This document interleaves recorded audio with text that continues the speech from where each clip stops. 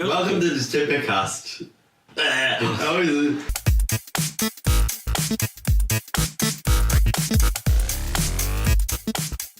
Welcome back to the TidBit podcast. We're continuing our discussion of different topics. So far we've gone through myself and David, and now we're moving on to Gary, who is going to finish us off with his third topic that he wants us to discuss, or an idea he wants to put forth. That's right, third topic of the night, first by me. Gary can't wait. Dude, this is going to be, as you'd imagine, something to do with games and news-based. Is You should start a company about it. it new the Switch? What? Is the Switch involved at all? No, it's not. It's actually not. No, it's actually not. To switch Okay. But I will be pulling out articles because it's me, and so I will have my sources here. Now, I want to talk to you about. He's a Mormon now. I'm going to go backwards on this as well, and there's a few different layers to this. Oh, like an ogre.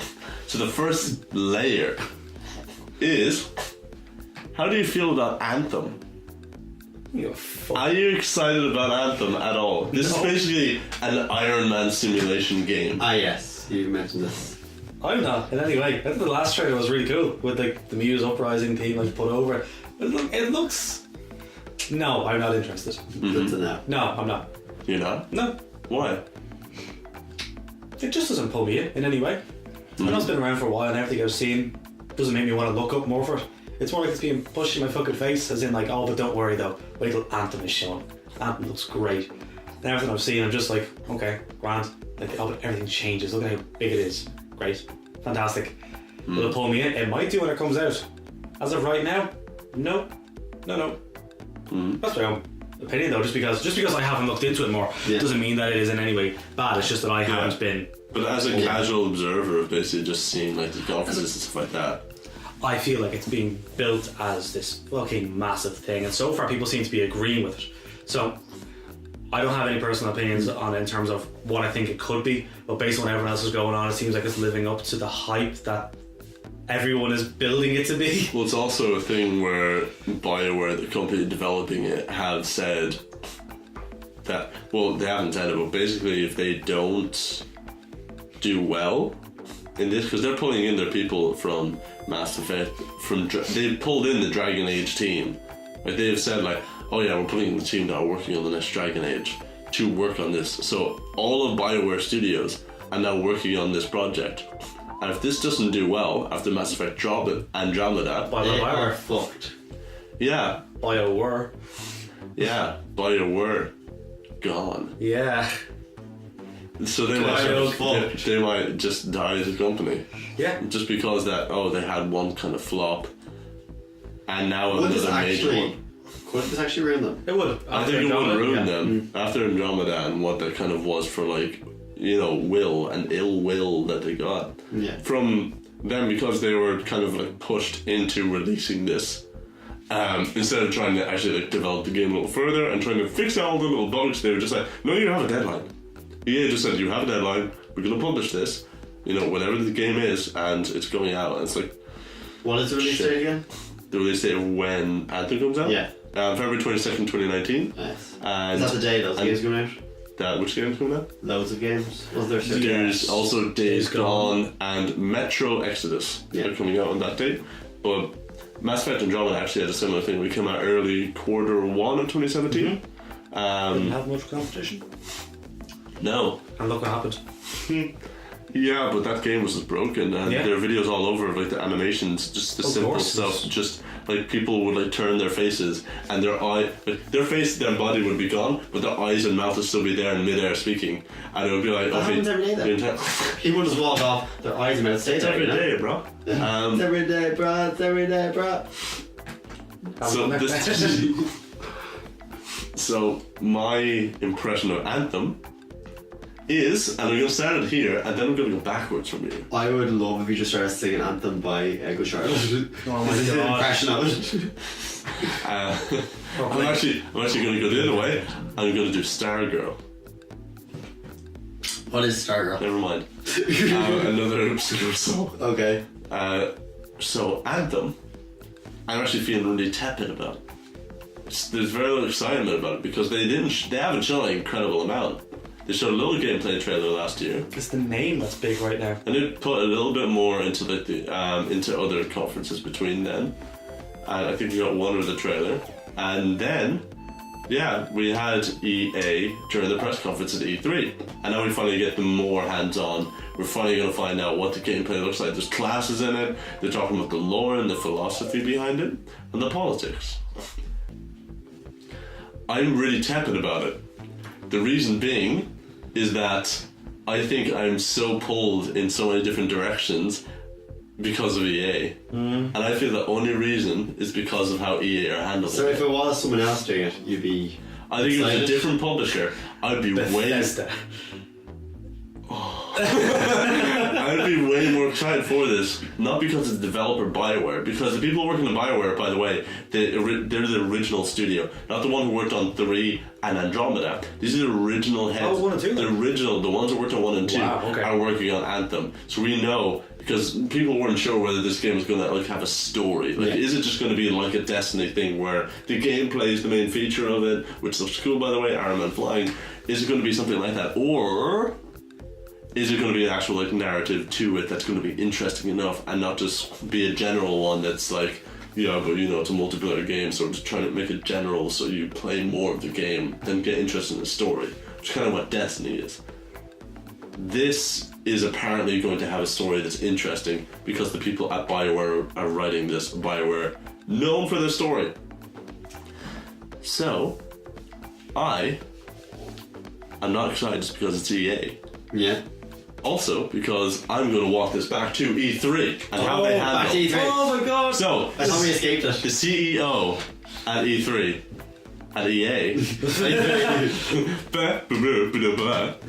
So when he was talking about his thing, he was only saying like, "Oh yeah, we're going to have Origin Next Access. Oh yeah, we're going to have David playing on his phone during the podcast." Yeah, you're right. I'm just looking up some screenshots from Anthem to see what it is. I'm sure you are. You looking up now, yeah? I can show you afterwards. I'll show you afterwards. And so when the CEO was out during EA's conference, he kind of just said like, yeah, you know, last year we had some things, and you know, we're going to continue with this and be like, we want you to have a return on investment. You know, Origins Access is coming out next year, and you'll be able to get all the titles on that. And it will have like a premium subscription, but you will get all our titles that we're releasing on this. And all this other stuff that he's saying never once mentions loot crates, never once mentions the transactions and all this stuff. Yeah. Doesn't say anything about, you know, that they're the most evil company in the world. What? That'd be bad marketing, just saying. Yeah, I know, he's not going to mention any of that, but he could have said something about it. SimCity was a success. Also, that CEO, in that fiscal year of 2018, which is from March 2017 to March 2018, when all these games are being released, that dude, who from the fiscal year 2017, the year beforehand, made 20 million that year. From March 2017 to March 2018, he made 36 million. He made an extra 16 million, so almost double his pay in that year. And I imagine a lot of the decisions that have to do with loot crates and stuff like that are never stuff that's done by the developers. It's always something to do by the publishers and the high-end business side. And who would be the people then who will benefit off those Yeah, that's where you got decisions? the money from. And again, the people, the publishers who on the high-end business side, because what game developer would think that, yeah, we're going to put this into it? Because no, they would think that's going to ruin our game if the in-game advantages completely throw the balance out of it.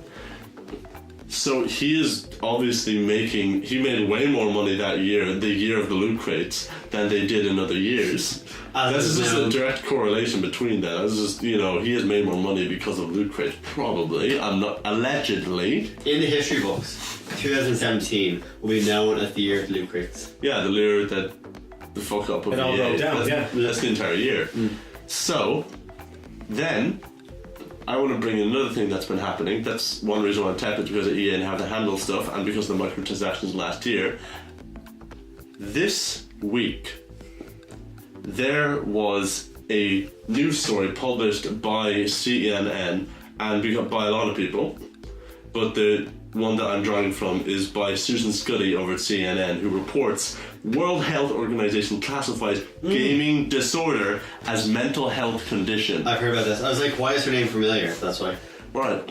Why I want to talk about this is because obviously the reason that gaming disorder is now a thing is because of gambling. Gambling, yes. And where did all this gambling start? Microtransactions. And where did that start with which publisher? EA! Yes, of course mobile games did that beforehand, but Yeah, to but not in the grand scheme as this. on AAA games, Yes. where the basis of the game is on playing multiplayer, this is where this stuff started getting bad. You can say with stuff like Candy Crush where they get you more turns or whatever if you pay money.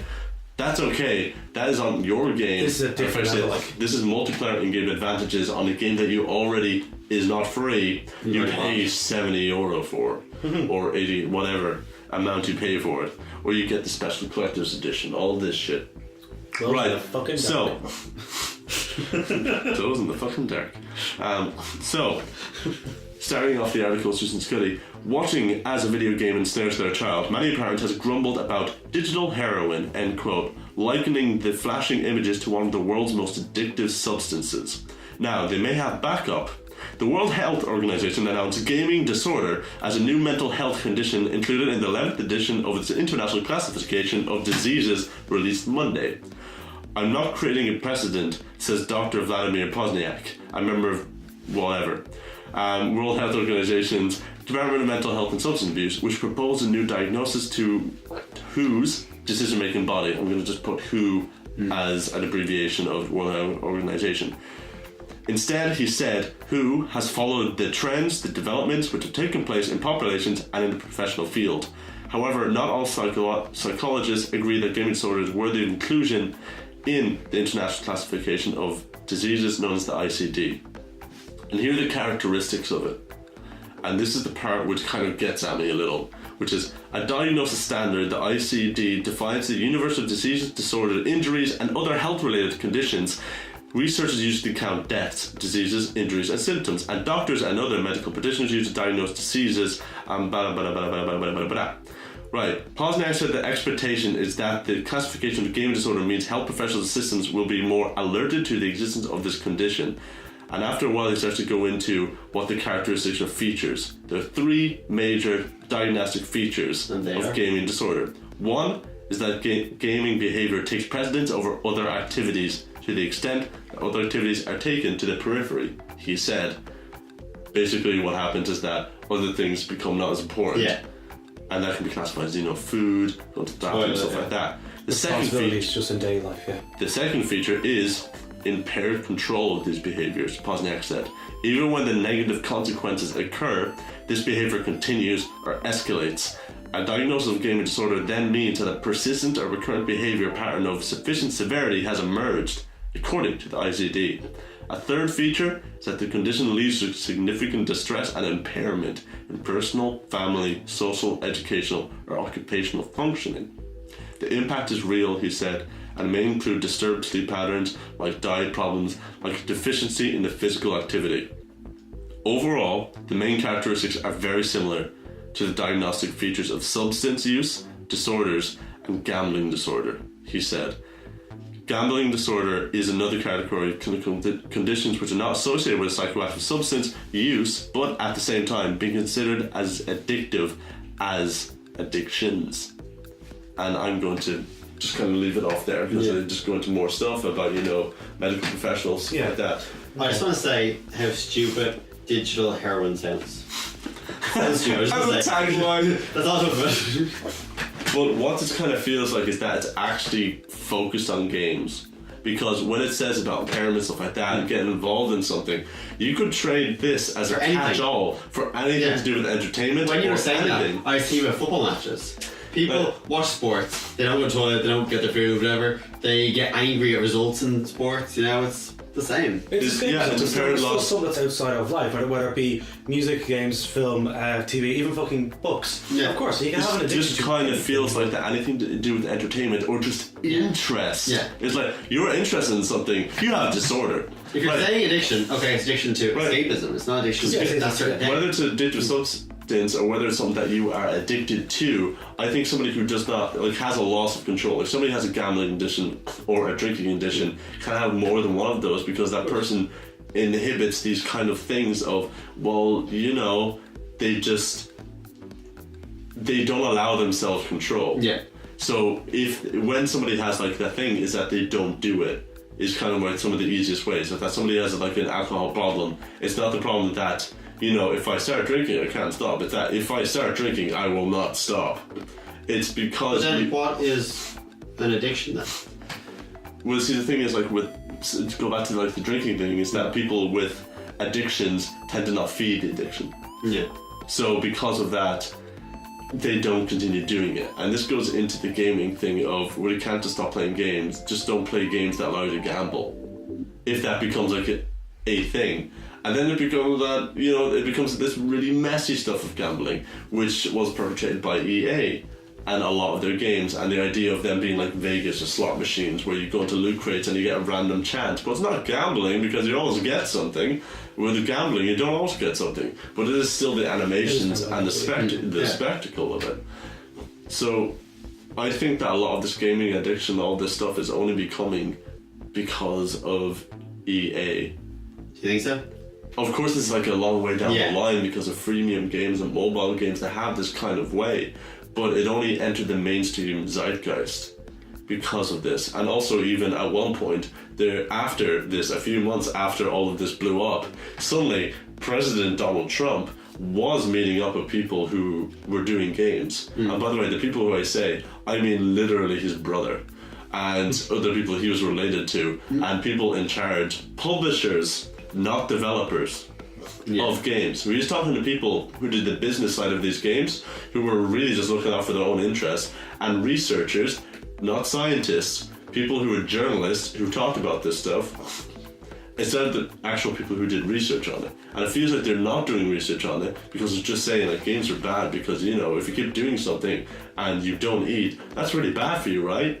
It's like, this is a catch-all. It's bad if you do anything and not eat. Eating's important. Any form of addiction is an issue when it comes to like you're putting your personal life aside or your responsibilities aside. Yeah, then that is an issue. It doesn't matter whether it's to do with gaming or anything else. It's still an issue and it's affecting your life and the lives of those around you. So yeah, gambling is a serious fucking problem though, especially because it's being brought into gaming now as well. Yeah. But go on, sorry. But even if I was to go back to where the conference is, where that CEO is talking about other stuff apart from the obvious question, straight, I think it was before or after that, but the dude comes out from Battlefront 2, the developer from DICE, and all he says is that we had a bit of a rocky start. Yeah. So he's not the deciding factor. Like, we can go at this guy and say like, oh, he said, you know, they made mistakes last year, ha ha ha.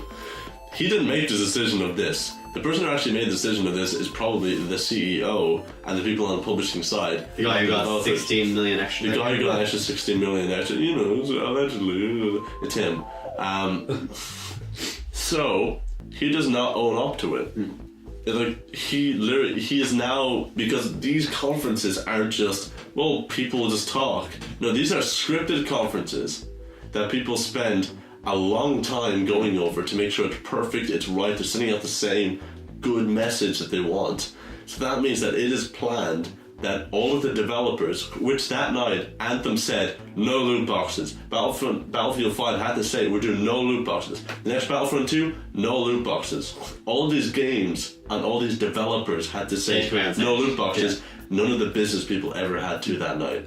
Only the publisher side had that kind of like, yeah, I mean, you know, everything's great. And then all the developers had to say, you know, things happened and we're going to learn from our mistakes and continue. You didn't do anything. It's really that they said if you didn't do that, you would not have a game.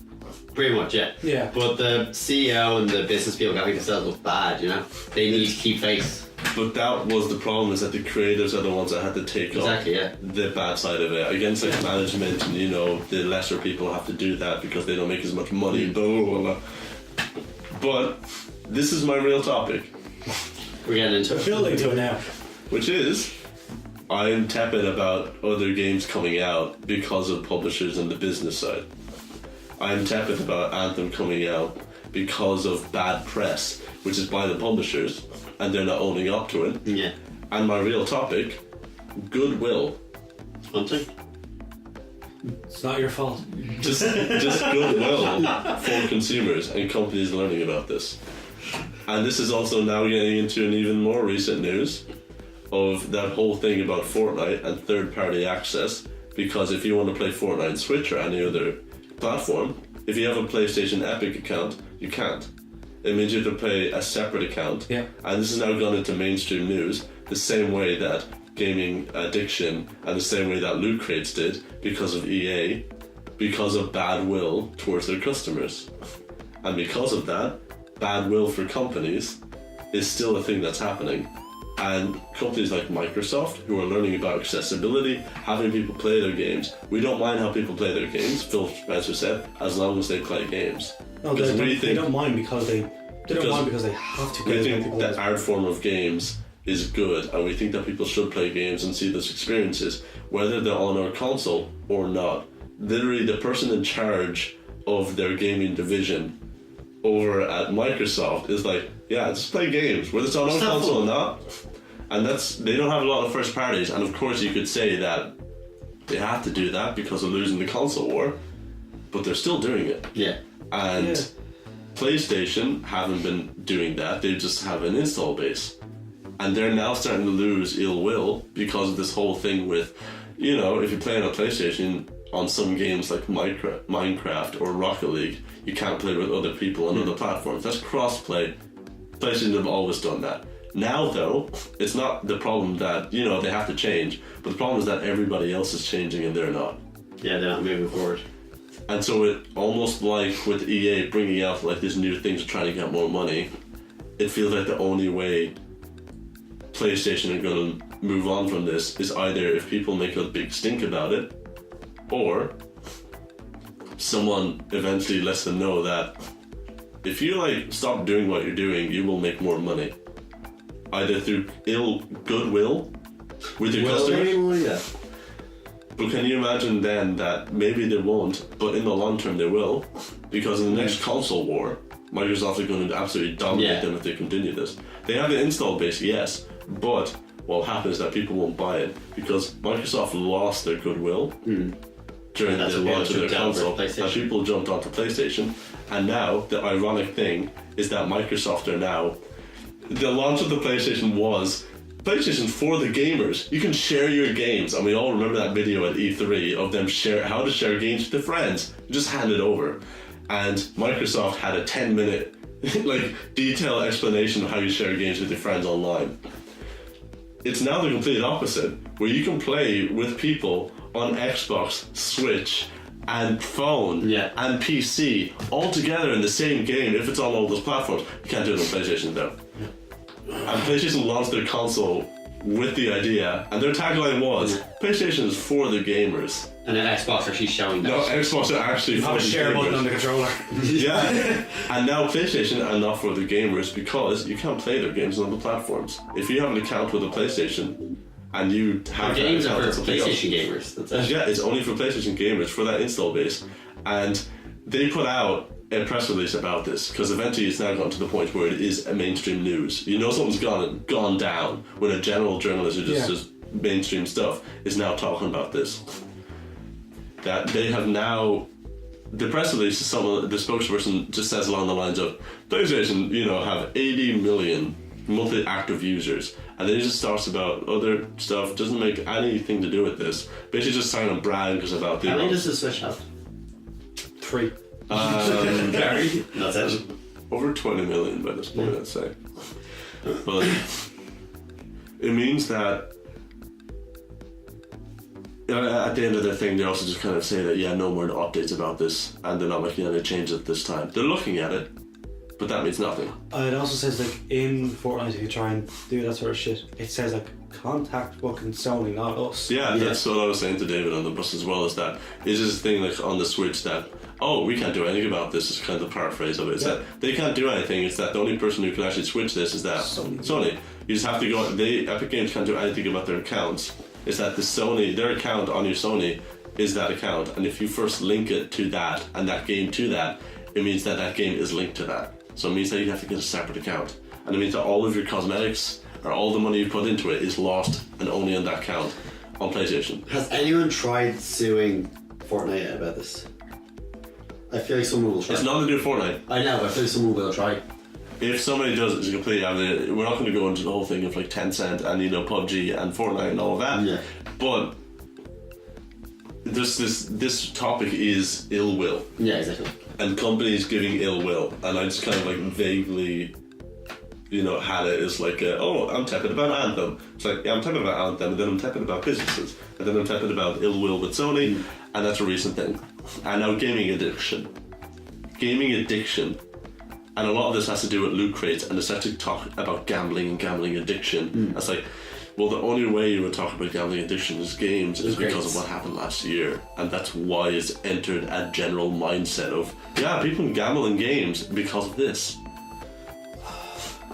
And that ill will is now translating to people just equating a lot of games to do with gambling, even though it's not what they're about. It's only some of those big games that really screwed up what they tried to do. Yeah, they really fucked up, yeah. And that is my topic. What are your opinions on this? I just made a very long analysis, is basically what this was. Yeah. So, but I guess in doing that, you're also discussing the topic because we were going back and forth. Yeah. So much more to put into it. Like, there's not much we can say about that. That's your topic.